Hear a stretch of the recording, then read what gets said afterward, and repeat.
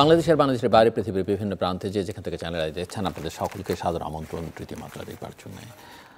সাম্প্রতিক নানা বিষয় নিয়ে আলোচনার জন্য আমার সঙ্গে স্টুডিওতে রয়েছেন আমার বায়ে বসা আছেন সিনিয়র সাংবাদিক এবং বাংলা দৈনিক যুগান্তরের সিনিয়র সহকারী সম্পাদক মাহবুব কামাল এবং আমার ডানে রয়েছেন জাহাঙ্গীরনগর বিশ্ববিদ্যালয়ের সরকার ও রাজনীতি বিভাগের প্রাক্তন অধ্যাপক ডক্টর আব্দুল লতিফ মাসুম। স্বাগত আপনাদের দুজনকেই তৃতীয় মাত্রায়।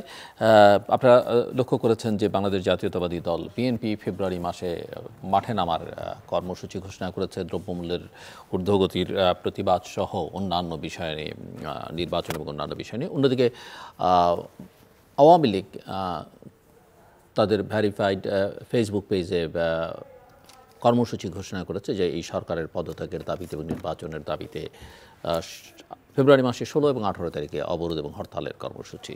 তো মিস্টার মাহবুব কামাল, লক্ষণ কি বলছে? আপনার মানে টু দি পয়েন্ট অ্যান্সার দিতে গেলে হয় কি, মানে আমার মাথায় যে সমস্ত চিন্তা করে সেগুলি আর বলা হয় না। তো আপনার প্রশ্নে টু দি পয়েন্ট উত্তর দিব আমি, আমার কিছু কথা একটু বলে নেই। সময়টা মাথায় রাখতে হবে, যেহেতু দুজন আছেন আরও অন্যান্য প্রসঙ্গ আছে, আমি কথা বলতে চাই। সেটা হচ্ছে যে দেখেন, everybody should know went to stop.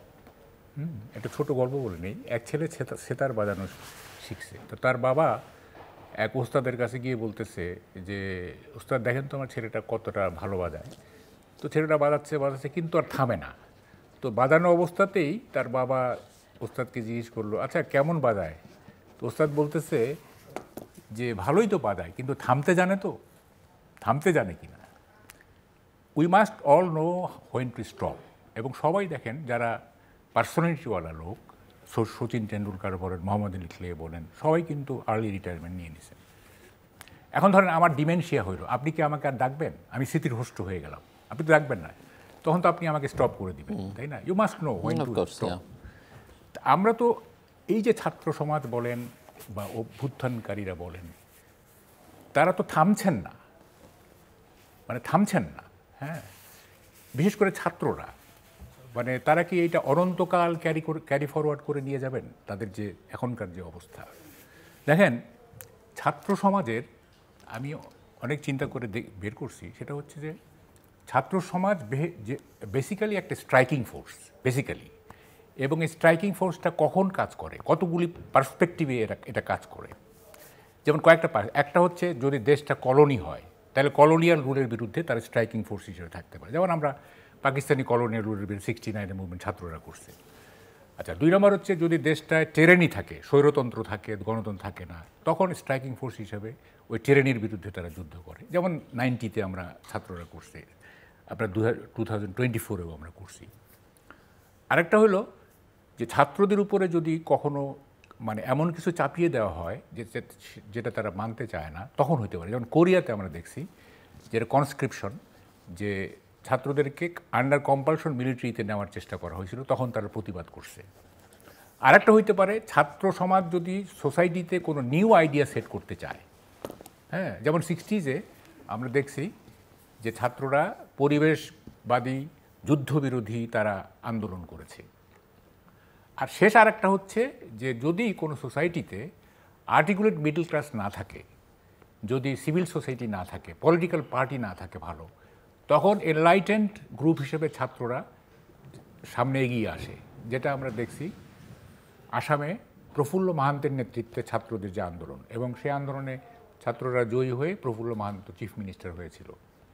তো এই যে বিভিন্ন পার্সপেক্টিভে ছাত্ররা স্ট্রাইকিং ফোর্স হিসাবে তারা মাঠে নামে, এখন কি এই পার্সপেক্টিভের কোনোটাই মানে প্রিভেল করতেছে?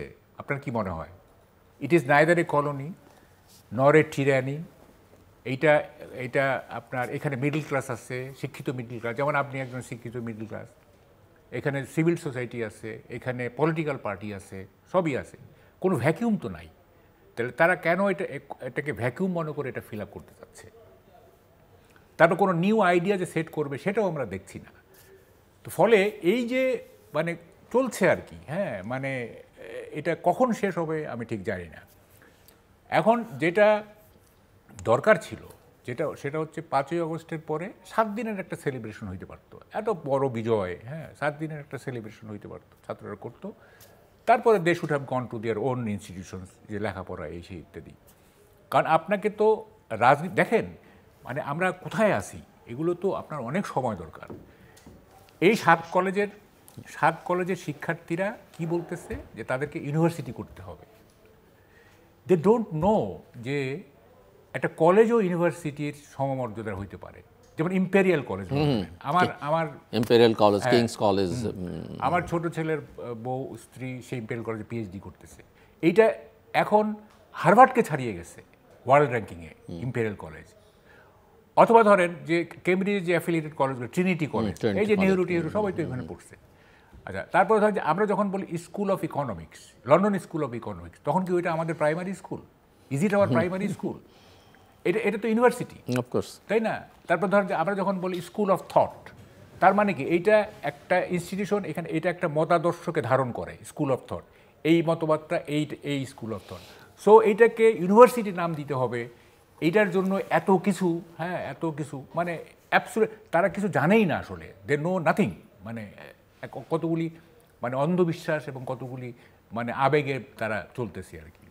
এবং ঢাকা ইউনিভার্সিটি দেখেন, তাদেরও এক ধরনের ওই যে একজনের স্ট্যাটাসে ব্যাডাগিরি, হ্যাঁ মানে হ্যাডম, মানে দুই পক্ষই ব্যাডাগিরি দেখাচ্ছে আর কি, যে আমরা হচ্ছে স্বায়ত্তশাসিত প্রতিষ্ঠান, তোরা আমাদের অধিভুক্ত, তোরা এইসব পয়সা ঢাকা ইউনিভার্সিটিতে এসব করবি কেন? কতগুলি মানে নন ইস্যু, যেগুলির অ্যাকচুয়ালি কোনো প্র্যাকটিক্যাল কোনো ইউটিলিটি নাই, সেগুলো নিয়ে তারা মারামারি করতেছে, করতেছে। এবং তারপরে দেখেন এই মারামারিতে আবার সরকার নির্বিকার। এই মারামারিতে সরকারের কোনো উপদেষ্টা গেলেন না, স্বরাষ্ট্রমন্ত্রী গেলেন, 2টা ছাত্র উপদেষ্টা তারা গেলেন না, গেলেন একজন প্রাইভেট লোক, সে হচ্ছে ছাত্রনেতা হাসনাত আবদুল্লাহ। তাইলে এই যে ক্রাইসিসগুলো হচ্ছে, হ্যাঁ নানা রকম ক্রাইসিসগুলো হচ্ছে, এখানে তো আমরা সরকারের কোনো ভূমিকা দেখতেছি না। It is absolutely an inactive government, absolutely. এবং এই সরকারের দেখেন এখন কি চলতেছে, মানে আমাদের দেশের এখন প্রধান সমস্যাগুলো কি, এই কথাগুলো বারবার আমরা বলতেছি, যে প্রধান সমস্যা হচ্ছে, 1 নম্বর হচ্ছে ললেসনেস। হ্যাঁ, এখানে সেখানে লাশ পড়ে থাকতেছে, এখানে সেখানে মব জাস্টিস হচ্ছে, এখানে সেখানে মানে মৌলবাদীরা বা আলট্রা ইসলামিস্টরা নানা রকম প্রগতিশীল কাজে বাধা দিচ্ছে, লাশ পড়ে থাকতেছে। হ্যাঁ, একটা কমপ্লিট ললেসনেস চলতেছে, কিন্তু কোনো এগুলোকে অ্যাড্রেস করার মতো কিছু নাই। 2 নম্বর হচ্ছে আমরা কি সাফার করতেছি, আমরা সাফার করতে দ্রব্যমূল্য। এই যে ভ্যাট বসায় দিয়ে আবার দ্রব্যমূল্য বাড়ানো দিয়ে গ্যাসের দাম বাড়তেছে, অমুক তুমুক, এই সেই গ্রামের মানুষের অবস্থা দেখেন কি অবস্থা হচ্ছে। হ্যাঁ, তো এইটা আমাদের তো এই দুইটা তো আমাদের সাধারণ মানুষের মেইন এজেন্ডা। সাধারণ মানুষ তো রাজনীতি করতে চায় না, তারা তো ক্ষমতা দখল করতে চায় না। তারপরে কিছু লোক ক্ষমতা দখল করে সুখে থাকবেন কিছু লোক, হ্যাঁ, এবং সেই জন্য রাজনীতি সাজাবেন। হ্যাঁ, আর দেশের ভাস্ট মেজরিটি, হ্যাঁ মানে এটাকে কি বলে, মানে ওশেন অফ হিউম্যানিটি, এই যে মহাসমুদ্র, মানুষের যে মানে মহাসমুদ্র, হ্যাঁ সেই মহাসমুদ্র কি হয় আপনাদের দেখার ব্যাপার না। আপনারা কিছু লোক রাজনীতি সাজাচ্ছেন, আপনারা সেফ এক্সিট খুঁজতেছেন, আপনারা কীভাবে ভবিষ্যতে ভালো থাকবেন সেটা দেখতেছেন, কিন্তু এই দিকে আপনাদের কোনো খেয়াল নাই। তারপর দেখেন একটা ইন্টারেস্টিং ব্যাপার ঘটতেছে, এটা অবশ্য আপনিও যেহেতু ছাত্রলীগ করতেন আপনি ভালো বুঝবেন। সেটা হচ্ছে যে আমরা তো মার্কসিস্ট পলিটিক্স করছি, মার্কসিস্ট পলিটিক্সের একটা ইয়ে আছে, এগুলো আমি বলছি বিভিন্ন জায়গায়, ডায়ালেকটিক্যাল ম্যাটেরিয়ালিজম, ডায়ালেকটিক্স, দ্বন্দ্বতত্ত্ব। দ্বন্দ্বতত্ত্বটা কী বলে, at a given moment of time একটা সোসাইটিতে একটা প্রিন্সিপাল কন্ট্রাডিকশন, একটা প্রধান দ্বন্দ্ব থাকে। তো 5ই আগস্টের আগে বা পরে প্রধান দ্বন্দ্ব ছিল শেখ হাসিনার টিরানি বনাম ছাত্র জনতার ঐক্য। এখন এই দ্বন্দ্বটা নিরসন হয়ে গেল 5ই আগস্টের দুপুরের মধ্যেই, এই দ্বন্দ্বটার আড়াইটা এটা নিরসন হয়ে গেল।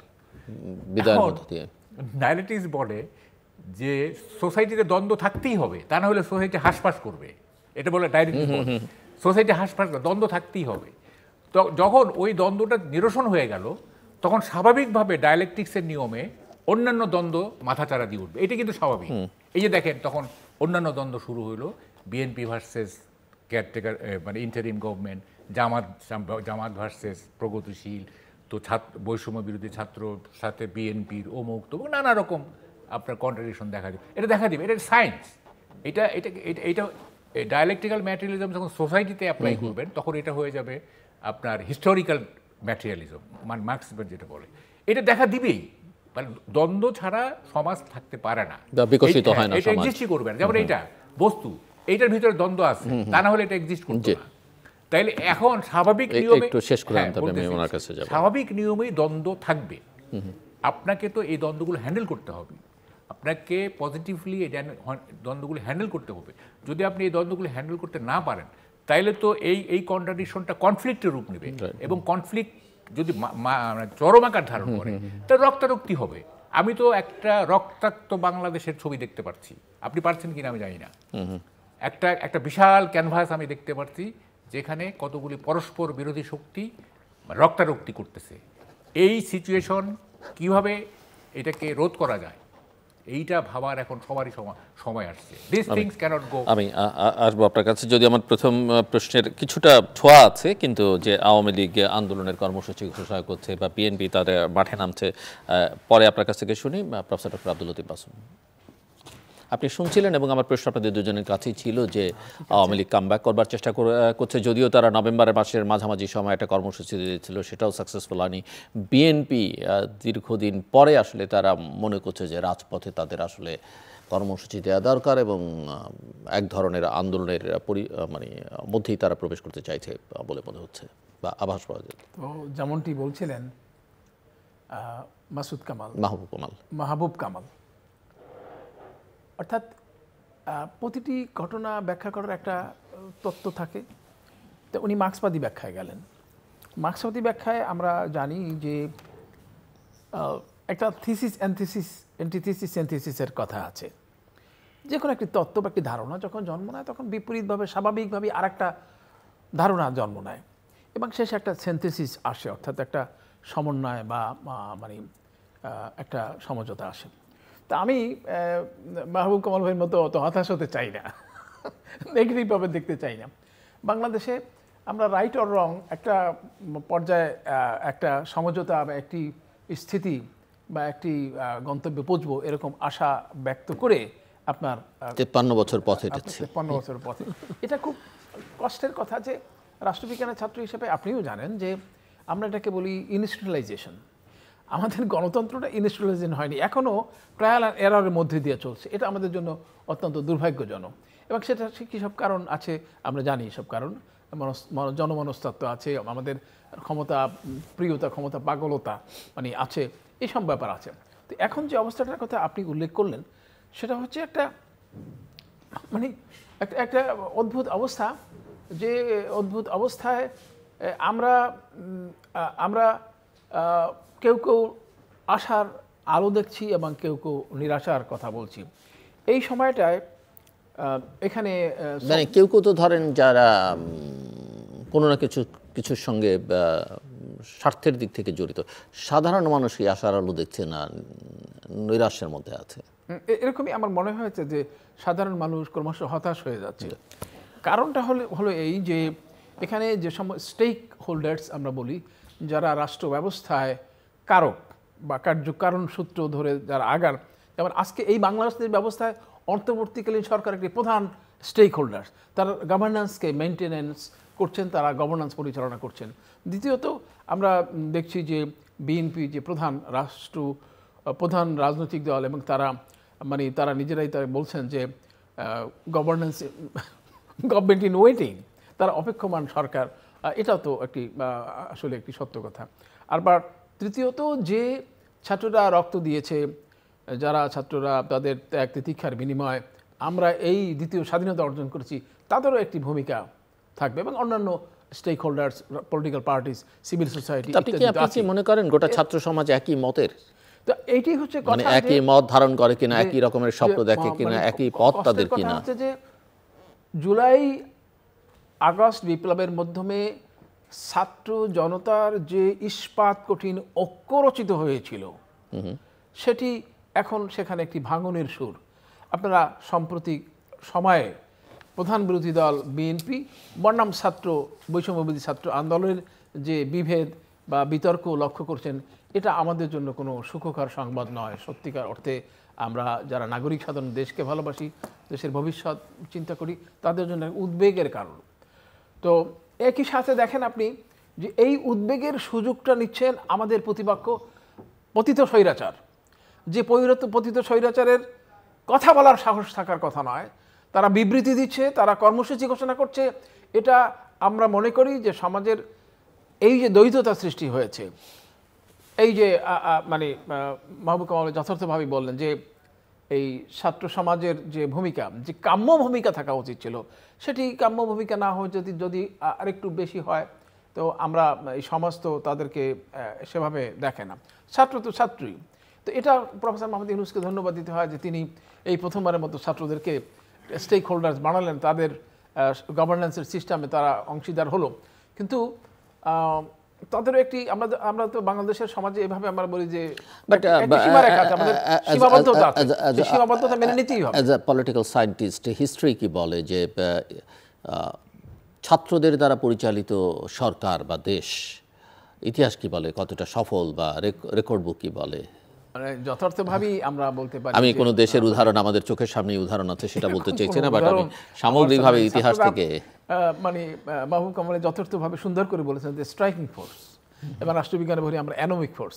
অ্যানোমিক ফোর্স এই কারণে যে ছাত্রদের তো কোনো কাজ নাই, চাকরি নাই, তাদের বড় কাজ আছে, তাদের ভবিষ্যতের জন্য নিজেদেরকে তৈরি করা, লেখাপড়া করা, একত্রে থাকে এবং একত্রে আদেশ নিষেধের মানে নিষেধের মানে ফলো করতে পারে। যেমন একটা ছাত্র একটা হলে কয়েকশো ছাত্র থাকে, তারা যদি একটা সিদ্ধান্ত না যে এখনই আমরা মিছিলে বেরোবো, মিছিলে বেরোতে পারে, কিন্তু একটা রাজনৈতিক দল যদি এই মিছিল বের করতে চায় তাহলে তাদের তো 7 দিন প্রোগ্রাম দিয়ে বের করতে হবে, যে কর্মী সভা, আসন মানে যোগান দিতে হবে ইত্যাদি ইত্যাদি। তো এই যে ফোর্স হওয়ার সুবিধা, এটা একটা অসুবিধাও বটে। মানে যদি এটা কল্যাণমুখী কার্যক্রমের জন্য হয়, যে অনেকগুলো কারণ মানে মাহবুব কামাল যথার্থভাবে নির্ণয় করেছেন, যে সেই দেশটি যদি কলোনিয়াল হয়, সেই দেশে যদি টাইরানি থাকে, সেই দেশে যদি দুঃশাসন থাকে, ঠিক আছে আপনার ভূমিকা মানে যথার্থ, কিন্তু এই ভূমিকাটির পরে আপনাকে তো আপনার রিয়েলাইজেশনে আসতে হবে। আপনার মানে এই ডিসিশন মেকিং প্রসেসের মধ্যে আপনি যদি যেতে চান, ওই যে সেদিন শুনলাম একজন রাজনীতিবিদ বললেন যে সরকার চালানো আর সরকার চালানো এক কথা নয়। তো এই সীমাবদ্ধতা আমাদেরকে বুঝতে হবে। এবং আমি সমস্ত মানে আমার সমস্ত মমত্ব, আমার সমস্ত স্নেহ এবং ভালোবাসা দিয়া ছাত্র আন্দোলনকে, ছাত্র নেতৃত্বকে এটা বলতে চাই যে তাদের জন্য আমরা গর্বিত, তাদের রক্ত দেওয়ার জন্য গোটা জাতি তাদের কাছে কৃতজ্ঞ। কিন্তু তাদেরকে এটা অস্বীকার করে তাদের স্পিরিট আছে, একটা মেসেজ তাদের আন্দোলনের মাধ্যমে আছে, স্পিরিট আছে, কিন্তু সেই স্পিরিটটাকে যদি যেমন ধরেন এখন তারা রাজনৈতিক দল গঠন করার সিদ্ধান্ত নিয়েছে, রাজনৈতিক দল গঠন করাটি আমার কাছে খুব স্বাভাবিক মনে হচ্ছে না। এটা তো অস্বীকার করা যাবে না যে তাদের মৌলিক অধিকার রয়েছে ছাত্র সমাজে, কিন্তু যদি সরকার ব্যবস্থায় তারা থেকে থাকে, তারা একটি গোটা জাতির সামনে একটি সম্মানজনক পর্যায়ে রয়েছে, এই সম্মান, গৌরব, নিরপেক্ষতা, স্বাতন্ত্র্যটা বিভাজিত হয়, প্রশ্নবদ্ধ হয়, এরকম কোনো কাজ করা উচিত না তাদের। আমি মনে করি যে তাদের তারা যে স্ট্রাইকিং ফোর্স, সেইভাবে তারা নিজেদের সংগঠিত থাকুক। বৈষম্যবিরোধী ছাত্র আন্দোলন একটি প্রেসার গ্রুপ হিসেবে কাজ করতে পারে এবং তারা সংগঠিত থাকা উচিত। ক্ষমতায় না গিয়েও তারা সংগঠিত থাকতে হবে এই গোটা জাতির ভবিষ্যৎ নির্ণয়ের জন্য এবং তাদের নিজেদের অস্তিত্বের জন্য। অনেকেই মানে মনে করেন যে যদি এই বৈষম্যবিরোধী ছাত্র আন্দোলন যদি বিচ্ছিন্ন হয়, তাহলে পরে স্বার্থের বৈরিতা যদি হয়, কোনো না কোনো সময় যদি তাদের জন্য আঘাত সৃষ্টি হয় বা তাদের প্রতি যদি নিপীড়নের অবস্থা সৃষ্টি হয়, তাহলে পরে সেটা তো কোনো ক্রমেই কাম্য হতে পারে না। সেই জন্য তাদেরকে সংঘবদ্ধ থাকতে হবে, চেতনাবদ্ধ থাকতে হবে, উদ্দিষ্ট লক্ষ্যে স্থির থাকতে হবে। কিন্তু রাজনৈতিক পলিটিক্যাল পার্টিসিপেশন যদি তাদের করতেই হয়, তাহলে পরে আইডিয়াল মানে অবস্থাটা হচ্ছে এই যে তারা আগামী নির্বাচনের জন্য প্রস্তুত হতে পারে, এই নির্বাচন নয়। এবং এটা সত্য কথা, এর মধ্যে দেখলাম যে একজন ছাত্রনেতা বলেছেন যে এই ছাত্র আন্দোলনের প্রভাব দীর্ঘকাল ধরে অনুভূত হবে, এতেও কোনো সন্দেহ নাই।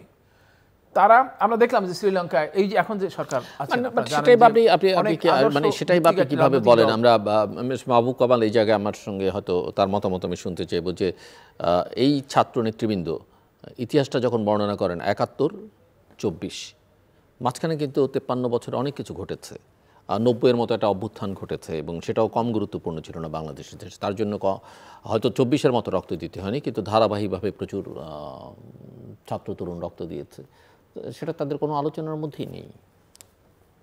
এটা খুব দুর্ভাগ্যজনক যে এবং সেটাও আসলে শেষ পর্যন্ত ছাত্র নেতৃত্বই সফল হয়েছে। চূড়ান্ত নেতৃত্বটা কিন্তু সর্বদলীয় ছাত্র ঐক্য, সব ছাত্র সংগঠন। আমরা মনে করি যে ডিক্লারেশনের জন্য তারা মানে চিন্তা করছে, চেষ্টা করছে, এবং আপনারা দেখেন যে তারা কিন্তু মানে আমি এবার তাদের পক্ষেই কিছুটা কথা বলবো যে তারা কিন্তু মানে পদক্ষেপ নিয়ে কার্যকর করতে পারেনি, হতাশ হয়েছে। যেমন প্রেসিডেন্টের বিরুদ্ধে তারা খুব বড় ধরনের একটা যারা স্ট্যান্ড নিলেন, এবং আপনার নিশ্চয়ই মনে আছে যে উপদেষ্টা আসিফ নজরুল কি ভাষায় কথা বলেছিলেন, কিন্তু তারা পিছু হটতে বাধ্য হলেন।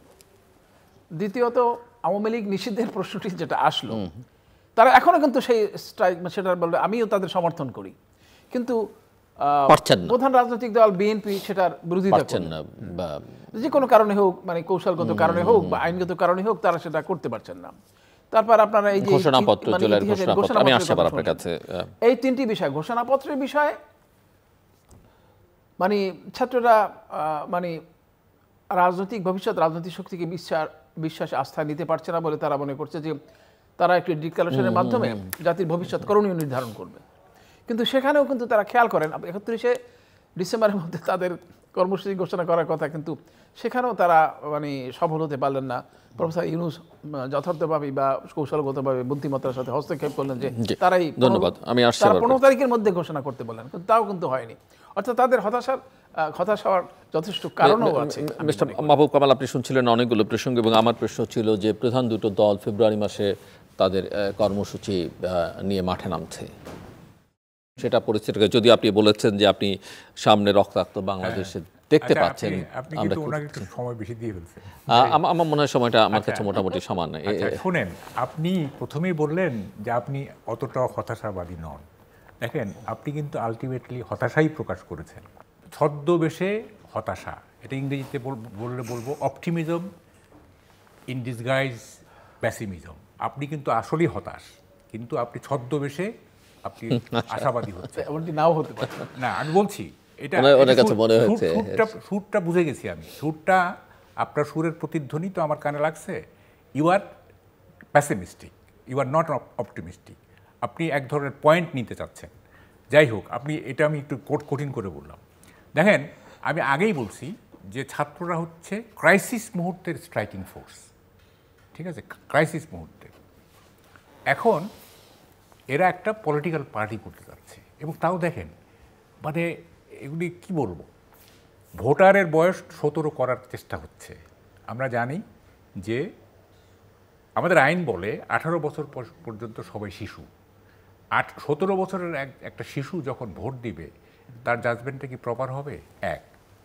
২ নম্বর, দেখেন পার্লামেন্টে ইলেকশন করার জন্য বয়স করা হচ্ছে নাকি ২১, প্রস্তাব করা হচ্ছে। আমাদের দেশে গ্র্যাজুয়েশন নিতে বা অনার্স যদি নেয়, তাইলে এইটা সেশন মিলায় এটা ২৩-২৪-এর আগে কেউ অনার্স করতে পারে না। মাস্টার্স এখন হয়ে যায় ২৪-এ।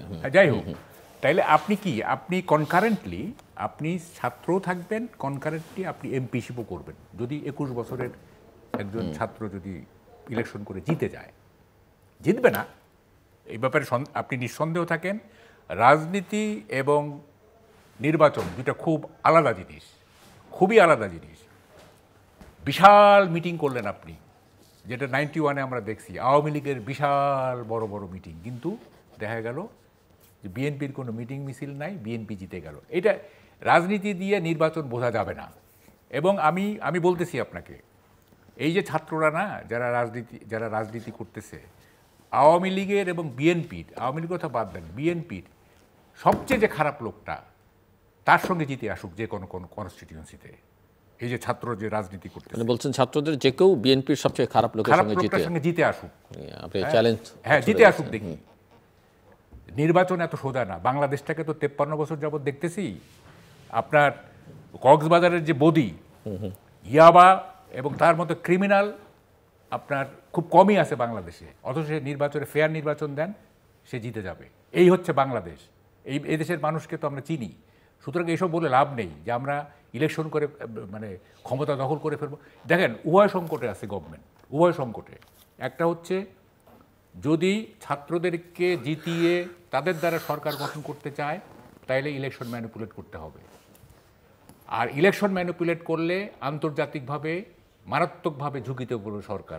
দেশের মানুষই কি বা অ্যাকসেপ্ট করবে? দেশের মানুষ দুইটাই, বোথ দি পার্টি, ডোমেস্টিক, আপনি ম্যানিপুলেট করতে পারবেন না।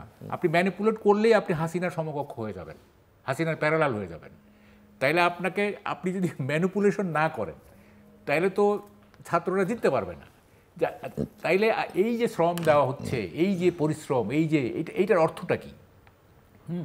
তারা, আমি যে প্রস্তাবটা করছি সেটা হচ্ছে তারা একটা দাবি করতে পারে, যেহেতু তারা এত বড় একটা কাণ্ড ঘটাইছে 5ই আগস্ট, 5ই সেপ্টেম্বর, তারা বলতে পারে যে নারীদের যেমন 50টা সংরক্ষিত আসন আছে, আমাদের 10টা বা 20টা সংরক্ষিত আসন থাকুক। ওইটা আমরা নিজেরা ফাইট করে আমরা পার্লামেন্টে যাব, অথবা পলিটিক্যাল পার্টি নমিনেট করতে পারে একটা সংরক্ষিত, যে ওখানে পলিটিক্যাল মানে সেটা তো সংবিধান সংস্কার কমিশনের সুপারিশ করেছে যে ছাত্রদের 10% ছাত্রদের জন্য সংরক্ষিত রাখা। হ্যাঁ, তাইলে আর পলিটিক্যাল পার্টি কেন? মানে তাইলে আর এই যে এত সাজো সাজো রব কেন? এটা গো টু ইনস্টিটিউশন, আপনি লেখাপড়া করেন। আপনি তো শুনেন, মানে রাজনীতিটা আমরা মনে করি কি বাংলাদেশে রাজনীতিতে এত সোজা হয়ে গেছে, মানে স্লোগান দিলেই সে বিরাট রাজনীতিবিদ। দেখেন, ওই যে আমি একটা স্ট্যাটাস দিয়েছিলাম, 5 মাসে 42,000 কোটি টাকা রাজস্ব ঘাটতি হয়েছে। হ্যাঁ, তো এক সমন্বয়ক বলতেছে এটা স্বৈরাচারের যে অর্থনৈতিক যে সেটার লিগ্যাসি বহন করতে গিয়ে এটা হয়েছে। দেখেন, রাজস্ব কি এইটাই সে জানে না, অথচ সে বলতেছে এটা, এবং সে একজন সমন্বয়ক। হ্যাঁ, এবং সব কিছুতে স্বৈরাচারের জঞ্জাল, সব কিছুই হচ্ছে স্বৈরাচার শেষ করে দিয়ে গেছে। এগুলো তো অনেক বিষয় তো আছে বিতর্কিত। আপনি দেবপ্রিয় বলতেছে যে প্রতি বছর $16 বিলিয়ন পাচার হয়েছে, আর বাংলাদেশ ব্যাংকের গভর্নর বলতেছে যে 16 বছরে $17 বিলিয়ন ব্যাংক লুট হয়েছে। কন্ট্রাডিক্টরি না? এটা কন্ট্রাডিক্টরি। তারপরে আপনার অর্থ উপদেষ্টা ক্ষমতা নেওয়ার 3-4 দিন পরে বলছে যে দেশের অর্থনীতির অবস্থা খুব খারাপ না। এগুলো তো রেকর্ড আছে। 3-4 দিন পরে বলছে যে দেশের অর্থনীতির অবস্থা খারাপ না, তারপর আপনি বলতেছেন স্বৈরাচারের জঞ্জাল। হ্যাঁ, এইগুলি মানে মানুষকে এই যে এইভাবে বোঝানো, মানে এটা মারাত্মক অপরাধ হচ্ছে দেশে। এবং স্ট্যাটিস্টিক্সের কোনো ঠিক নাই তো। এই যে বলে না যে মানে মিথ্যা 3 প্রকার, প্রেল লাই, ড্যাম লাই, স্ট্যাটিস্টিক্স নেই। হাজার হাজার বলে দিচ্ছি, হাজার হাজার কোটি বলে দিচ্ছি, লক্ষ লক্ষ টাকা কোটি বলে দিচ্ছে, হাজার হাজার লোক মারা গেছে বলে দিচ্ছি আর কি মুখে। হ্যাঁ, মানে এটার কোনো অ্যাকুরেসি নাই। যেমন ধরেন যে বলা হচ্ছে অনেকে বলে 2000 যে একটা লোকও যদি হাসিনা হত্যা করে থাকে সেটার জন্য তার ফাঁসি হইতে পারে। এই মানে no murder can be justified, হত্যার কোনো হয় না, জাস্টিফিকেশন হয় না। একটা লোকও যদি মারা যায়, তো বলা হচ্ছে 2000, তো কই 2000 তালিকা কোথায়? তালিকা তো আমরা পাইলাম 800 কত জনের। তাহলে বাকিরা কেন এসে বলতেছে না যে আমাদের মানে তালিকায় আমাদের নাম কোথায়? বলবে না তারা, যেহেতু এখানে টাকা পয়সার একটা ব্যাপার আছে। তো 2000-এর তালিকা তো আমরা পাচ্ছি না। টাকা পয়সা ছাড়াও এখানে একটা স্বীকৃতি, সম্মান, অনেক কিছু বিষয় আছে। কেউ তো এসে বলতেছে না যে আমার নামটা নাই কেন, তাই না? আপনি তালিকা দিলেন 800 কত জনের, তাই না? এই যে স্ট্যাটিস্টিক্স নিয়ে এই যে হ্যাচকাটানে কথা বলে দেওয়া, এগুলো তো দায়িত্বশীলতার পরিচয় না। আপনি 100 লোকও যদি মেরে থাকে হাসিনা, বিরাট ক্রাইম, মানে বিশাল ক্রাইম এটা, তাই না? বা 300 লোকও যদি মেরে থাকে, বিশাল ক্রাইম এটা। কিন্তু আপনি বলতেছেন 2 সহস্রাধিক, তা 2 সহস্রাধিক তালিকা দেন। হ্যাঁ, এটা তো শুনেন, আপনি ট্রুথ শ্যাল অলওয়েজ প্রিভেইল, এবং আপনি যদি সত্য পথে থাকেন তাইলে এটা আপনার জয় হবেই। মিথ্যাচার করে বা চালাকি করে আপনি কখনো বিজয়ী হতে পারবেন না। সত্যের একটা নিজস্ব শক্তি আছে। সুতরাং এইসব মানে রিয়ালি কি যে আপনি বলছিলেন, কিন্তু আমার একটা প্রশ্ন ছিল যে এই যে বিএনপি যে মাঠে নামছে এবং আওয়ামী লীগ যে কর্মসূচি ঘোষণা করেছে, আপনি কি দেখেন বা এই আওয়ামী লীগের এই কর্মসূচি কতটা সফল হতে পারে, এর মধ্যে দিয়ে তাদের ফেরত আসার কতটা সুযোগ তৈরি হচ্ছে, বা বিএনপির কর্মসূচিকে আপনি এখন কিভাবে দেখছেন? শুনেন, পুলিশের যেরকম মরাল ভেঙে গেছে না, আওয়ামী লীগেরও মরাল ভেঙে গেছে। আওয়ামী লীগের মরাল বলতে এখন আর কিছু নাই। কথাটা হচ্ছে যে Awami League is waiting for an opportune moment, তারা একটা সুবিধাজনক সময়ের জন্য অপেক্ষা করছে, এটা বোঝা যাচ্ছে, হ্যাঁ, টু রিগেইন দেয়ার পাওয়ার। তো বিএনপি যখন মাঠে নামবে, regain their power, just to try to come back, ওই তো পাওয়ার মানে অর্গানাইজেশনাল পাওয়ার, মানে সাংগঠনিক যে শক্তি, সেইটা আমি স্টেট পাওয়ারের কথা বলছি। স্টেট পাওয়ার তো ইস লং ফার, এটা আমরা বলিনি না। তো যাই হোক, এই যে অর্গানাইজেশন স্ট্রেংথ যেটা, সেইটা এক্সারসাইজ করার জন্য তারা they are looking for an opportune moment. এই অপরচুন মোমেন্টে ধরুন বিএনপি যখন মাঠে নামবে, এটা ক্ল্যাশ অনিবার্য, কিন্তু মানে বৈষম্য বিরোধী ছাত্রদের সঙ্গে বিএনপির এবং আরও এটা কিন্তু ক্ল্যাশ অনিবার্য। এটা তারেক রহমান খুব বেশি দিন আর তার ডেমোক্রেটিক ইমেজ আর ধরে রাখতে পারবেন না। উনি তো একটা মানে চালাকি নিচ্ছেন, তো মানে পপুলিস্ট অ্যাটিটিউড নিচ্ছেন আর কি উনি, যে হ্যাঁ দেখাই যে আমি খুব মানে কি বলে নিয়মতান্ত্রিক এবং আমি চাই, শান্তি চাই, অমুক চাই, এগুলো কৌশল, মানে মানুষের সেন্টিমেন্টকে নিজের মানে দলের পক্ষে নিয়ে যাওয়া। এইটা উনি বেশি দিন এইটা উনি বেশি দিন আর রাখবেন না। আরও ধরেন মাসখানেক পরে ওনাকে ওরকম বক্তৃতা দিতে হবে যে মানে আর সহ্য করা যায় না, বহু চেষ্টা করছি, আর সহ্য করে এটা হয়ে যাবে খুব তাড়াতাড়ি, আপনি দেখবেন খুব তাড়াতাড়ি হয়ে যাবে। তখন হবে কি, তখন যে বিএনপি মাঠে নামবে, বিএনপি মাঠে নামা মানেই তো হচ্ছে যে এক ধরনের সরকার কোণঠাসা পড়বে, বৈষম্য কোণঠাসা পড়বে, সেই সুযোগে হয়তো আওয়ামী লীগ ঢুকবে। এবং বিএনপির মাঠে নামা মানে হচ্ছে বিএনপির মিত্ররাও মাঠে নামবে, ছোট বড় এবং তখন হবে কি ওই শত্রু মিত্র, এটা এরকম একটা ফর্মুলা তৈরি হবে আর কি, হ্যাঁ, যেটা অতীত হয়েছে শত্রু মিত্র। ফলে কেন এগুলি আমরা করি নাই? আমরা জামাতের সাথে কি ঐক্য করি নাই?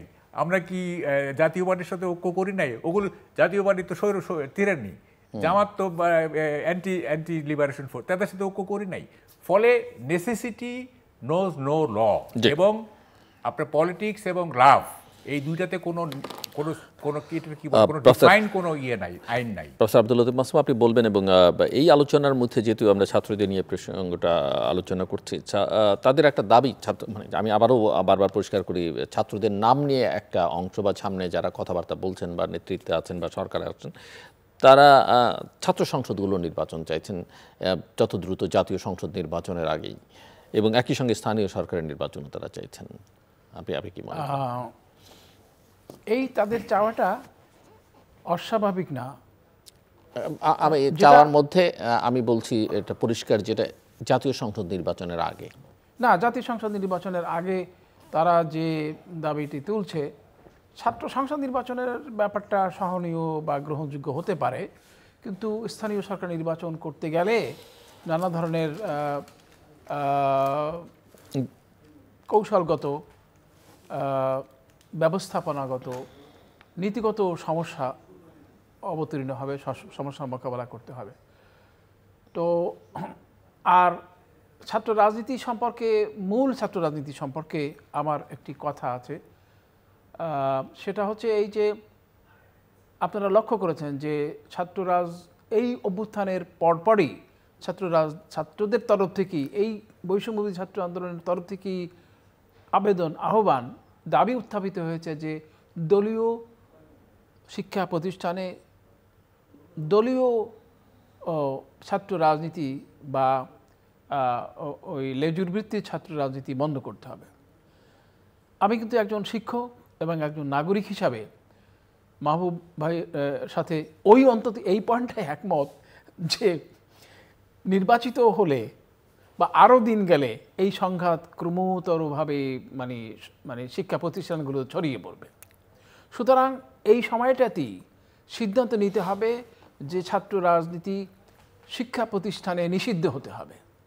ছাত্র রাজনীতি থাকবে, ছাত্র সংসদ থাকবে, কিন্তু মানে ওই যে অনেকেই আশঙ্কা করেন যে ছাত্র লীগের পরিবর্তে ছাত্র দল জায়গা দখল করবে, এটা বিভিন্ন আদর্শের নামে তারা করে।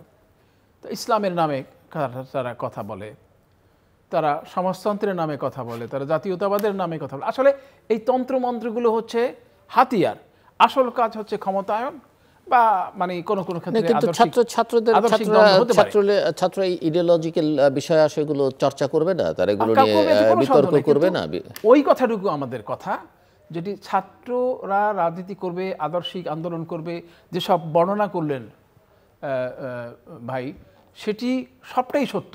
কিন্তু ওইখানে আমাদের আপত্তি যে ছাত্ররা আওয়ামী লীগের ছাত্রলীগ হিসাবে যে ভূমিকা অবতীর্ণ হয়েছে, সেই ভূমিকাটি বাংলাদেশের মানুষ দ্বিতীয়বার দেখতে চায় না।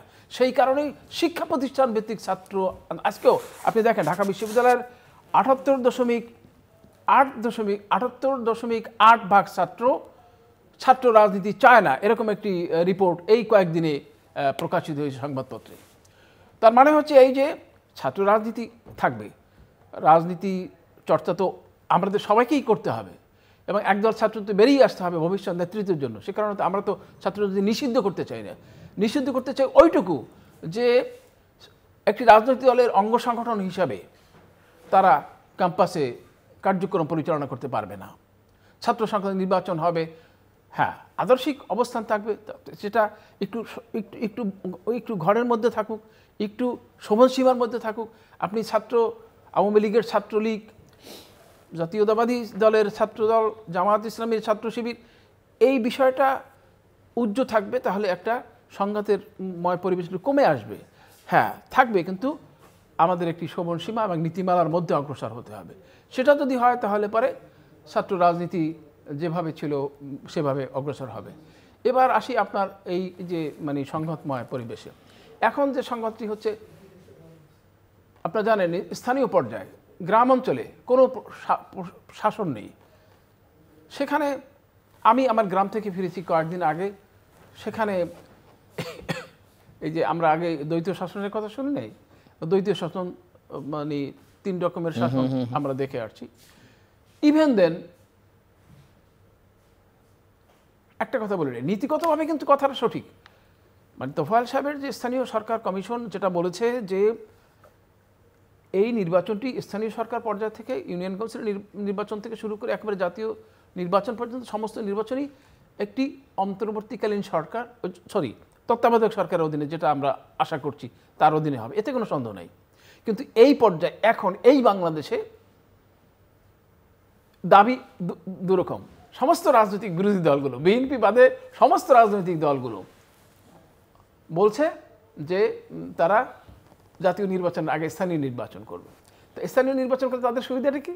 তাদের তাদের তাদের বেজ অফ সাপোর্ট স্ট্রেথেন হবে, তাদের কিছু লোক নির্বাচিত হবে, তারা অগ্রসর হতে পারবে। অবশ্য জামাত ইসলামী বিএনপির সাথেই আছে।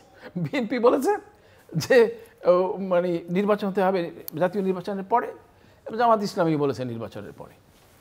তো সেখানে এই মুহূর্তে হলে হবে না।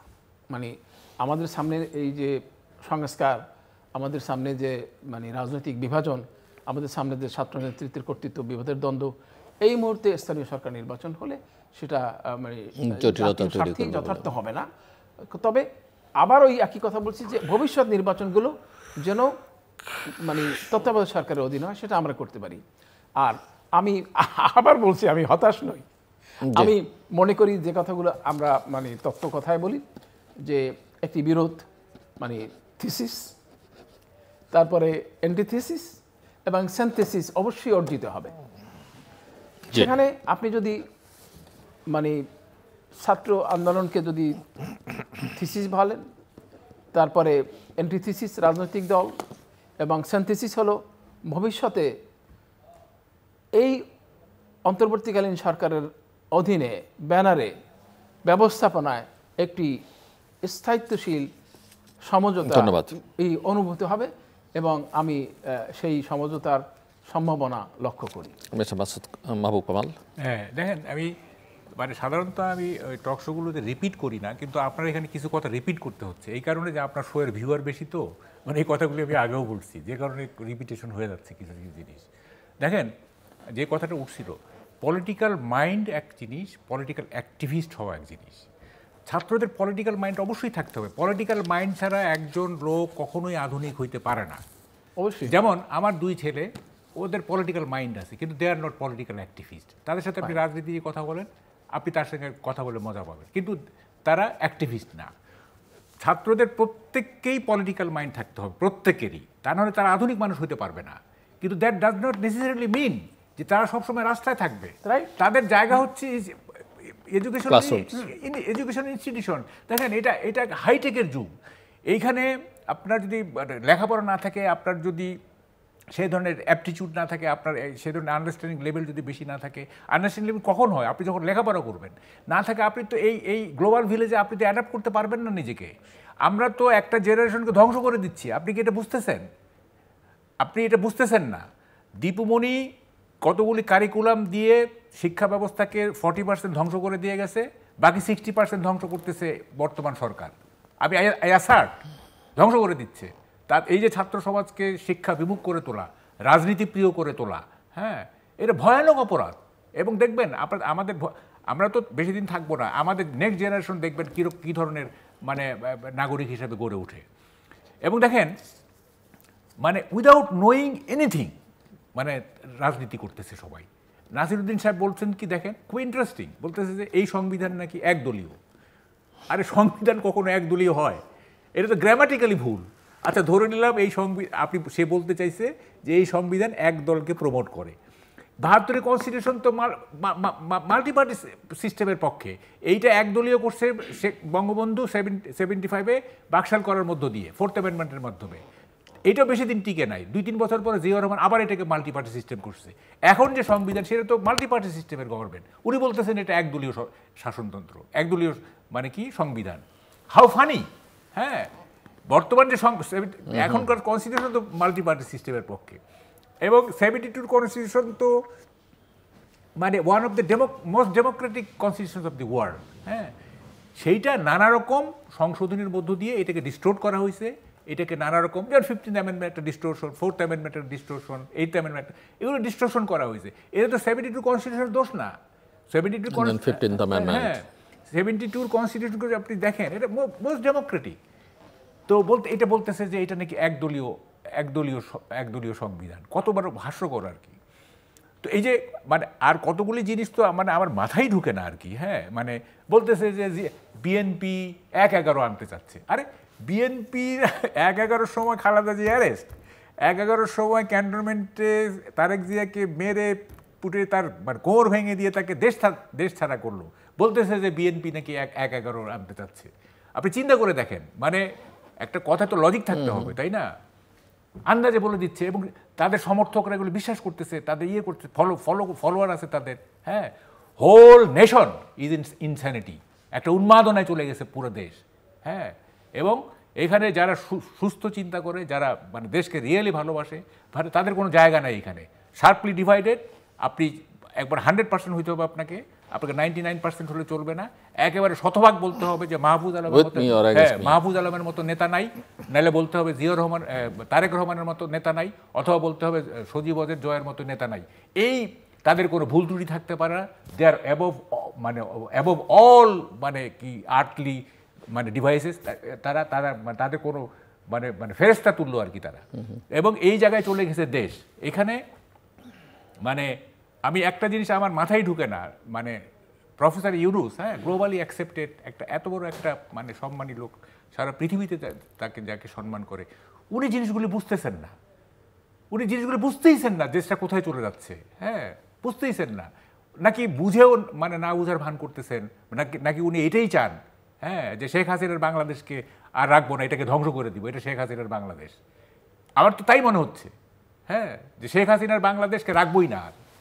তার মানে এত নির্জীব, এত ইনঅ্যাক্টিভ। তো বাংলাদেশের জনগণ তো প্রমাণ করেছে বাংলাদেশের শেখ হাসিনার না কোনো ব্যক্তি বিশেষের না বা কোনো দলের না। হ্যাঁ, না আমার না আপনি 24-এর অভ্যুত্থান প্রমাণ করেছে। না, এইটা খুব স্পষ্ট হয়ে যাচ্ছে যে এক ধরনের মানে কি বলে যে প্রতিশোধ পরায়ণের থেকে মানে দেখেন মানুষ কখন বড় হয়, যখন সে ক্ষমা করতে জানে। হ্যাঁ, যখন সে ক্ষমা করতে, হ্যাঁ, ক্রাইমের বিচার হবে, ক্রাইমের অবশ্যই বিচার হবে। যারা এই হত্যা করছে মানে লুট করছে, এই করছে, এগুলো অবশ্যই বিচার হবে। তার মানে এই না যে এইটা নিয়েই আমাকে পড়ে থাকতে হবে। আমাদের তো অনেক এজেন্ডা আছে রে ভাই। আমাদের দেখেন, আমি হলে কি করতাম, আমি যদি এটা নিতে প্রত্যেকটা বড় ঘটনার পরে পলিটিক্যাল সায়েন্সে একটা চ্যাপ্টার, নতুন চ্যাপ্টার যোগ হয়। হ্যাঁ, যেমন জিয়ার পরে পলিটিক্যাল সায়েন্সে একটা চ্যাপ্টার যোগ হয়েছে, উনি কী কী করছেন না করছেন। এরশাদের সময় একটা উপজেলা অমুক তমুক এসে তাকে এইভাবে অভ্যুত্থানে সরাইছে। 5ই আগস্টের পরে একটা পলিটিক্যাল সায়েন্সে বইয়ে একটা চ্যাপ্টার যুক্ত হবে যে এই 15 বছরের দুঃশাসনের বিরুদ্ধে জনগণ খেপে গেছিল এবং এটার মূল নেতৃত্বে ছিল ছাত্র সমাজ।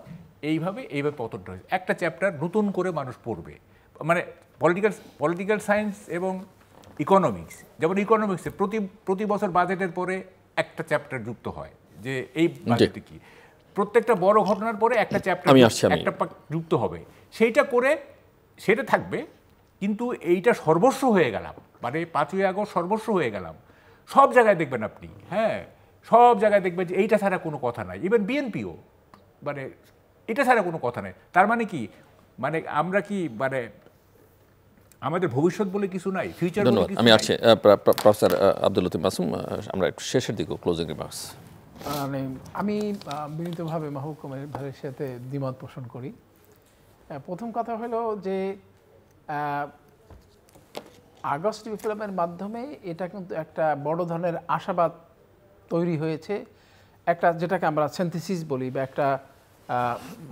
একটা সমন্বয়বাদ, একটা সমঝোতার মনোভাব সৃষ্টি হয়েছে। সেটি মাঝখানে কিছু কিছু ক্ষতি, কিছু দুর্বলতা, কিছু প্রকাশ, কিন্তু আমি মনে করি যে এটিই জয় হবে। এই সমঝোতার যে মনোভাবটি, মানে ছাত্রদের আন্দোলনের মাধ্যমে সূচিত যে জাতীয় ঐক্যমত্য, এটা অটুট রয়েছে, যদিও কিছু ব্যত্যয় লক্ষ্য করা যাচ্ছে। আর প্রফেসর ইউনূস সম্পর্কেও আমি আপনার সাথে একমত নই।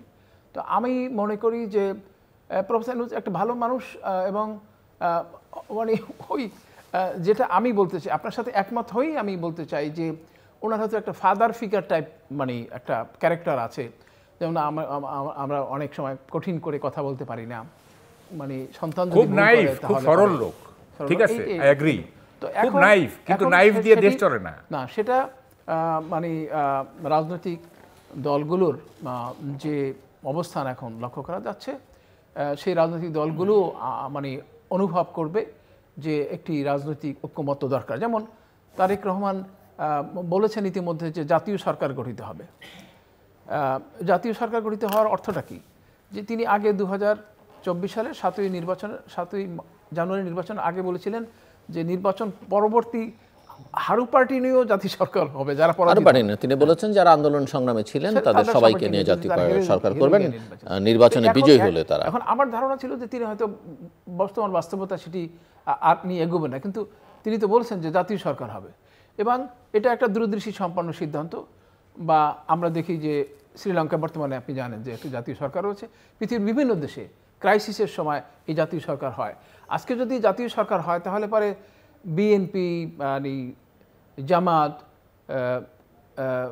ইসলামী আন্দোলন চরমনাই, লেফট পার্টিগুলোর লিডাররা সবাই যদি একাত্র হয়ে একটা ভবিষ্যৎ আমাদের জন্য রচনা করে, তো সেটি আমাদের জন্য একটি সম্ভাবনার সৃষ্টি করবে। এবং আমি কোনো ক্রমেই মনে করি না যে এই জাতি ব্যর্থ হবে। এবং সকলে ছাত্রদের যে 10% কথা বলা হয়েছে সেটার সাথে আমি দ্বিমত পোষণ করি। এই যে কোটার কথা বলা হয়েছে, সে আবার সেই কোটা, এটা সার্বজনীন গণতন্ত্রের সাথে সামঞ্জস্যশীল না। তাদেরকে যদি নির্বাচিত হয় তাহলে পরে ওই সবার সাথে একইভাবে নির্বাচিত হয়ে আসতে হবে, এবং তারা দীর্ঘকাল ধরে এই জাতির সামনে এই বিপ্লবের অনুভূতি হবে বা তার প্রভাব প্রতিফলিত হবে, সেটা আমরা বিশ্বাস করতে পারি। It's a nice dream but absurd dream. আচ্ছা, পরে আসতেছি। আমি প্রফেসর ইউনূসের জন্য ছোট্ট একটা টিপস দিব, আর ছোট্ট, সেটা হচ্ছে যে এক লোক লাইব্রেরিতে এসে বলতেছে, ভাই আত্মহত্যার কোনো বই আছে আপনার কাছে? আত্মহত্যা কত প্রকারে কি করা যায়? তো ওই লোক বলছে হ্যাঁ আছে। তো আপনি নিয়ে যেতে পারেন, কিন্তু এটা ফেরত দেবে কে? তখন ওই লোক বলছে যে না ভাই, আমার তো ফেরত দেওয়ার লোক নাই, আপনার বই আমি নেব না, আমি চললাম। এটা হচ্ছে দায়িত্ব। হ্যাঁ, যেহেতু সে মরে যাবে, বইটা কেউ ফেরত দিতে পারবে না, সেহেতু সে আর বই নিল না। প্রফেসর ইউনূসকে এই যে সেন্স অফ রেসপন্সিবিলিটি, এইটা তাকে বুঝতে হবে। এইটা শুধু মানে আমি চিফ অ্যাডভাইজার, আমাকে সারা পৃথিবী মানে আমাকে সম্মান করে, it is not enough for a personality. Personality something different. হ্যাঁ, something different. He must have an integrity, এবং ইন্টিগ্রিটি হচ্ছে হায়ার দ্যান অনেস্টি। শুধু অনেস্ট হলে চলবে না, ইন্টিগ্রিটি থাকতে হবে। সেইটা আমরা দেখছি না। ফলে আচ্ছা, আপনি যে কথাগুলো বলছেন না, এইটা আমার একটা স্মৃতি মনে পড়লো। সেটা হচ্ছে যে একবার সিরাজুল আলম খান, আপনি তো চিনেন, তার শেল্টার মাস্টার ছিলাম আমি কিছুদিন, তাকে এক বাসায় রাখছি, রাতে গল্প করতেছি, তো আমি কি জানি একটা বললাম, তো দাদা বলতেছে যে ঠিক আছে, তোমার কথাটা ঠিক আছে, বাট আমরা যদি অন্যভাবে একটু দেখি, লেট আস সি ইট দি আদার ওয়ে রাউন্ড, একটু অন্যভাবে যদি দেখি তাহলে কেমন হয়। আমার না মেজাজ খারাপ হয়ে গেছে। আমি বলছি, দাদা আমার কথাটা যদি ঠিক থাকে তার অন্যভাবে দেখার দরকারটা কি? এই সমস্ত চালাকি ছাড়েন। হ্যাঁ, আপনি বলতেছেন আমার কথাটা ঠিক আছে, আবার বলতেছেন অন্যভাবে দেখি, মানেটা কি? আমি কিন্তু ইঁচড়ে পাকা ছিলাম। তো দাদা একটু অফ হয়ে গেল আর কি, যে এই নেতৃত্ব এরকম আর কি। হ্যাঁ, মানে কাউকে অখুশি করবে না, কিন্তু নিজের কথাটা পার্সু করবে। তাই আমি বললাম যে আমার কথাটা আপনি বলতেছেন ঠিক আছে, তা আবার অন্যভাবে কেন আমি দেখতে যাব? তা আপনার কথাগুলি ওরকম হয়েছে, আপনি বলতেছেন যে মানে একরকম, আবার বলতেছেন যে একটু ঘুরায় যদি দেখি। তো ঘুরায় দেখার কিছু নাই, এখানে ঘুরায় দেখার কিছু নাই। এটা স্ট্রেট কাট জিনিস, স্ট্রেট কাট জিনিস। আপনি একটা অ্যাবসার্ড স্বপ্ন দেখতেছেন, অ্যাবসার্ড স্বপ্ন, আই রিপিট, আপনি একটা অ্যাবসার্ড স্বপ্ন দেখতেছেন। নাও হতে পারে। না না না না না, আমি শুনেন, আপনি এটা লিখে রাখেন, আপনি লিখে রাখেন যে আগামীর, আমি মানে 50 বছরের বেশি যাব না, কারণ এটা ইট উইল বি, একটু কনজারভেটিভ ওয়েতে বলতেছি, 20 ইয়ার্সের মধ্যে যদি আপনি শান্তি দেখেন এই বাংলাদেশে, তখন আমি যদি মরে যাই আমার কবরে গিয়ে অভিসম্পাদ করে আসবেন। জান, 20 ইয়ার্সের মধ্যে যদি শান্তি দেখেন আমার কবরে গিয়ে অভিসম্পাদ করে আসবেন। মানে এই অশান্তির কারণটা কি? না, জাস্ট আমি আসছি যেতে হবে। এটা anthropological problem, it is not a political problem, it is a জাতিগত সমস্যা, এটা অ্যানথ্রোপলজিক্যাল সমস্যা, এটা বিএনপির সমস্যা না, এটা প্রফেসর ইউনূসের সমস্যা, এটা ছাত্রদের সমস্যা না, ইট ইজ এন অ্যানথ্রোপলজিক্যাল সমস্যা, নৃতাত্ত্বিক সমস্যা। কোনো সমাধান নেই, এর কোনো সমাধান নাই, সমাধান আছে, আমাদের শান্তির কথা বলে দিতেই হবে, সমাধান করতে দেন। এইটা আমি বারবার বলতেছি এই কথাগুলো, এইটা ওভার দি সেঞ্চুরি, এটা there is no radical solution, এইটার সলিউশন হচ্ছে এভলিউশনারি। যেমন ডাচ এবং ডেনিশ, তারা একসময় জলদস্যু ছিল, ওভার দি সেঞ্চুরি তারা আজকে সুসভ্য। আমরাও যদি ওভার দি সেঞ্চুরি ওয়েট করতে পারি, আমরা পারবো না, হ্যাঁ, তাইলে আমরা হয়তো সভ্য হবো। কোনো রেডিক্যাল সলিউশন নাই, বিপ্লবী পলিটিক্যাল এই ধরনের কোনো সলিউশন নাই। Thank you. আপনি আর কিছু বলবেন? জাস্ট ছোট করে। আমি আবার ওই আমার আশাবাদের কথা বলতে চাই যে বাংলাদেশের মানুষ 1971 সাল থেকে শুরু করে বারবার গণতন্ত্রের জন্য রক্ত দিয়েছে, এবং অবশেষে একটি নিপাতনে সিদ্ধ ঘটনায়, অসম্ভব অচিন্তনীয় একটি ঘটনার মধ্য দিয়ে রক্ত বিপ্লবের মাধ্যমে এই সময়টি অর্জন করেছে। সুতরাং এই সময়টিতে আমরা আশান্বিত হতে চাই, সমস্ত শক্তি এবং আমাদের বুদ্ধি, আমাদের বিবেচনা, আমাদের সময়, আমাদের শ্রম সবকিছু একত্র করে একটি নতুন ভবিষ্যতের দিকে এগিয়ে যেতে চাই। দর্শক, অনুষ্ঠানের শেষ প্রান্তে আমরা সামাজিক যোগাযোগ মাধ্যম ফেসবুক, এক্স এবং ইউটিউবে তৃতীয় মাত্রা লাইভ স্ট্রিম হচ্ছে, আপনারা দেখতে পারেন। টেলিভিশনের পর্দায় দেখতে না পারলে যে কোনো সময় যে কোনো স্থান থেকে ইউটিউবে তৃতীয় মাত্রা চ্যানেলটি সাবস্ক্রাইব করে পর্ব বা পুরোনো পর্বগুলো আপনারা দেখতে পারেন। প্রফেসর ডক্টর আব্দুল লতিফ মাসুম এবং মিস্টার মাহবুব কামাল, অসংখ্য ধন্যবাদ এই আলোচনা শুনবার জন্য। দর্শক, আমার অতিথিরা এক পাশ থেকে বলেছেন তিনি আশার আলো দেখতে পাচ্ছেন, অন্যজন বলছেন যে উনি যেটা বলছেন আশার আলোর কথা সেটার মধ্যে একটা ফাঁকি আছে। তিনি বরং দেখছেন যে আগামী 20 বছরের মধ্যে অন্তত বাংলাদেশে তিনি কোনো শান্তি দেখতে পান না, এবং বরং সামনে একটা রক্তাক্ত বাংলাদেশ তিনি দেখছেন। অনেকগুলো কারণ তারা ব্যাখ্যা বিশ্লেষণ করেছেন। আমরা কেউই চাই না, যিনি বলছেন তিনিও চান না যে বাংলাদেশ রক্তাক্ত হোক, বাংলাদেশ অশান্ত হোক, আমরা সবাই শান্তি চাই। কিন্তু সমস্যাটা হচ্ছে যে আমরা বারবার একটা পরীক্ষা নিরীক্ষার মধ্য দিয়ে যাচ্ছি, বারবার বাংলাদেশের জনগণ রক্ত দিচ্ছে, নতুন আশা নিয়ে নতুনভাবে যাত্রা শুরু করছে এবং হোঁচট খাচ্ছে। 24-এর পরও 6 মাস না যেতে সেই হোঁচটের ইঙ্গিত আমরা দেখতে পাচ্ছি, এবং মানুষের মধ্যে আশাহত হবার নানা বিষয় তৈরি হচ্ছে। একটা বড় বিষয় ওনারা বলেছেন যে কোথায় থামতে হবে সেটা আসলে কেউই জানেন না। এখন যারা রাষ্ট্র পরিচালনার সঙ্গে বা 24-এর আন্দোলনে যারা নেতৃত্ব দিয়েছেন তারাও সেটা আসলে বুঝতে পারছেন না। সমস্যাগুলো এভাবে ওনারা চিহ্নিত করছেন যে পলিটিক্যাল মাইন্ড এবং পলিটিক্যাল অ্যাক্টিভিজমের মধ্যে যে পার্থক্য আছে, বা যারা রাজনীতি করতে চাইছেন তাদের মধ্যে এটাও বোঝা দরকার, বা যারা ক্ষমতায় থাকবার বা যাবার স্বপ্ন দেখছেন, যে রাজনীতি এবং নির্বাচনের মধ্যে একটা পার্থক্য আছে। যে কারণে এই ছাত্রদের নামে যে রাজনৈতিক দল সাজানোর চেষ্টা হচ্ছে সেটাকে ওনারা দুজনেই ডিসকার্ড করে দিচ্ছেন, একেবারেই পছন্দ করছেন না, এবং ওনারা মনে করেন যে সোসাইটিতে দ্বন্দ্ব থাকবে সেটা স্বাভাবিক, কিন্তু আর্টিফিশিয়ালি যেগুলো করা হচ্ছে এবং একটা বিশেষ উদ্দেশ্য নিয়ে যেটা করা হচ্ছে সেটা কোনোভাবেই গ্রহণযোগ্য নয়। সরকারের ভূমিকা নিয়ে, সরকার প্রধানের অবস্থান নিয়ে ওনারা প্রশ্ন তুলেছেন, যদিও দুজন একভাবে তোলেননি। একজন খুব সরাসরি তুলেছেন, আরেকজন কিছুটা স্পেস দেবার চেষ্টা করেছেন। একই সঙ্গে ওনারা যেটা ঐক্য যেটা তৈরি হয়েছিল জুলাইকে অগাস্টে এই আন্দোলনকে কেন্দ্র করে, সেই ঐক্যে ভাঙনের সুর ওনারা দেখতে পাচ্ছেন। তবে ওনারা মনে করেন দুজনই এই জায়গায় একমত যে ছাত্র সমাজের রাজনীতি করবার বা তাদের দল গড়বার যে চেষ্টা সেটা কোনোভাবেই গ্রহণযোগ্য নয়। ছাত্রদের রাজনীতি কেন্দ্রিক করে তোলা হচ্ছে, সেই চেষ্টাটাও ওনারা পছন্দ করছেন না। এবং সরকার তাড়ানো আর সরকার চালানোর মধ্যে পার্থক্য, বা আপনি আবেগ দিয়ে হয়তো কোনো আন্দোলন সফল হতে পারেন, কিন্তু আবেগ দিয়ে রাষ্ট্র পরিচালনা করা যায় না, সে কথাটাও ঘুরিয়ে ফিরে স্মরণ করে দেবার চেষ্টা করেছেন। এবং সব মিলিয়ে যেটা ওনারা বলবার চেষ্টা করেছেন যে সেটা হচ্ছে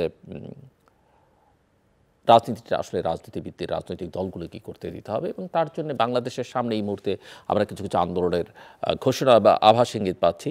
মূল কথা হচ্ছে যত দ্রুত সম্ভব, এটা যদি ওনারা সেভাবে উচ্চারণ করেননি, যত দ্রুত জাতীয় সংসদ নির্বাচনের দিকে বাংলাদেশ যেতে পারবে বাংলাদেশের জন্য ততটাই কল্যাণকর হবে। এবং তার আগে অবশ্যই ছাত্র সংসদ নির্বাচন, স্থানীয় সরকার নির্বাচনের যে দাবি সেটাও খুব একটা গ্রহণযোগ্য নয়। যদি আমার একজন অতিথি বলছেন যে ছাত্র সংসদ নির্বাচন যদি আগে করতে চায়, সেটা নিয়ে তিনি তেমন কোনো সমস্যা দেখেন না। সব মিলিয়ে মূল কথা হচ্ছে যে সামনেও এক ধরনের অস্থিরতা আছে, এবং অস্থিরতা কাটাবার দায়িত্বটা প্রধানত উদ্যোগটা আসলে সরকার প্রধানকেই নিতে হবে, এবং অবশ্যই রাজনৈতিক দলগুলোকে অনবোর্ড করে। আমার সঙ্গে থাকবার জন্য, আমাদের সঙ্গে থাকবার জন্য অসংখ্য ধন্যবাদ। আপনাদের সবার জন্য শুভকামনা।